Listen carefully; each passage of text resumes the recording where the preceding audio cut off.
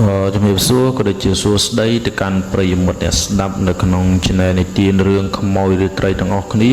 ហើយវិលមកជួយជាមួយខ្ញុំបានម្ដងទៀតហើយថ្ងៃនេះដែរគឺខ្ញុំចង់និយាយរឿងមួយប្រាប់ទៅកាន់អ្នកទាំងអស់គ្នាខ្ញុំដូចជាលែងមានចិត្តចង់និយាយរឿងតាក់ទងទៅនឹងអបិយជំនឿទៀតហើយអ្នកនរគ្នាពីព្រោះថារយៈពេលដូចជាមួយខែកន្លះខែហ្នឹងនៅពេលដែលខ្ញុំបានបង្កើតមេតិកានិងនិយាយរឿងតាក់ទងទៅនឹងអបិយជំនឿខ្មោចព្រាយបិសាចអីហ្នឹងគឺជីវិតរបស់ខ្ញុំហ្នឹងគឺជួបតែរឿងដែលនឹកស្មានមិនដល់តែងតែជួបរឿងដែលប្លែកមែនតើយើងនិយាយទៅនៅពេលព្រឹកមិញហ្នឹងគឺប៊ីនឹងបាត់បង់ជីវិតខ្លួនឯងទៀតអ្នកនរគ្នាគឺនៅពេលដែលខ្ញុំឆ្លងផ្លូវទៅទិញកាហ្វេផឹកហ្នឹងគឺប៊ីនឹងម៉ូតូបុកទៀតហើយជិះពីកន្លែងធ្វើការមកកន្លែងសម្រាប់វិញហ្នឹងប៊ីនឹងឡានបុកម៉ូតូទៀត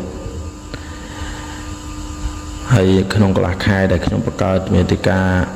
និយាយរឿងតាក់ទងទៅនឹងអបិយជំនឿហ្នឹងគឺជួបតែរឿងប្លែកហើយនៅពេលដែលដេកគឺយល់សពតែខាងនឹងតែម្ដងអត់ដឹងថាមកពីហេតុអីទេហើយបើសិនជាពីណាគេដឹងថានៅពេលដែលយើងនិយាយរឿងដែលយើងជួបផ្ទាល់នឹងយើងបានមកពីអ្នកដតីដែលគេចែកម្លែកឲ្យយើងមកវាត្រូវជួបប្រទះរឿងអីខ្លះហើយយើងត្រូវធ្វើអីខ្លះដើម្បីទប់ស្កាត់គឺខ្ញុំមានអារម្មណ៍អត់ល្អទេនៅពេលដែលខ្ញុំជួបរឿងបែបហ្នឹងហើយខ្ញុំក៏មិនប្រឡងងូដែរដូច្នេះហើយគ្រាន់តែយើងគិតថាផ្សាយមេត្តាឲ្យគ្នាទៅវិញទៅមកទៅគ្រាន់តែជាការនិយាយអ្វីដែលយើងដឹងអ្វីដែលយើងឮទេ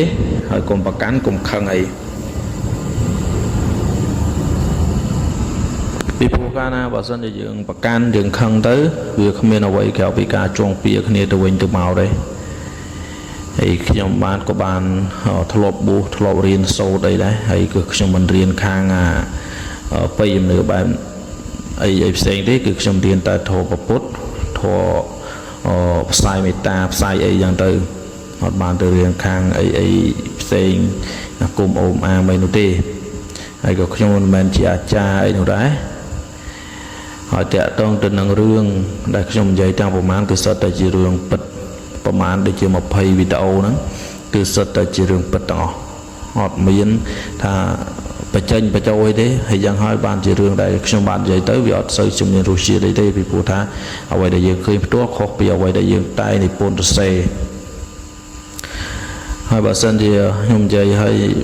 លេខអីទៀតអានោះមានន័យថាខ្ញុំនៅតែបន្តបង្កើតនៅមេតិកានៅ content បែបនិយាយរឿង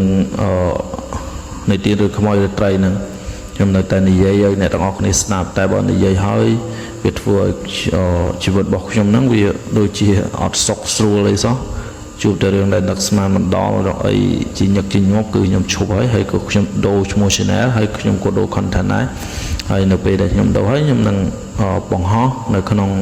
channel នៃទានរឿងខ្មោចឬត្រីដដែលក៏មិនតែគ្រាន់តែដូរ content តែប៉ុណ្្នឹងឯងហើយហ្នឹងហើយអ្វីដែលខ្ញុំចង់និយាយគឺមានតែប៉ុណ្្នឹងឯងហើយបើសិនអ្នកនរគ្នាចូលចិត្តឬក៏ចង់តាមដានហើយក៏ចង់ឲ្យខ្ញុំនិយាយរឿងតាក់ទងនឹងអបិយជំនឿទៀតសូម comment នៅខាងក្រោមហ្នឹងហើយកុំភ្លេចជួយចុច subscribe channel YouTube របស់ខ្ញុំបាទម្នាក់មួយផងដើម្បីឲ្យខ្ញុំមានកម្លាំងចិត្តក្នុងការបង្កើត content បន្តទៀតបាទសូមអរគុណ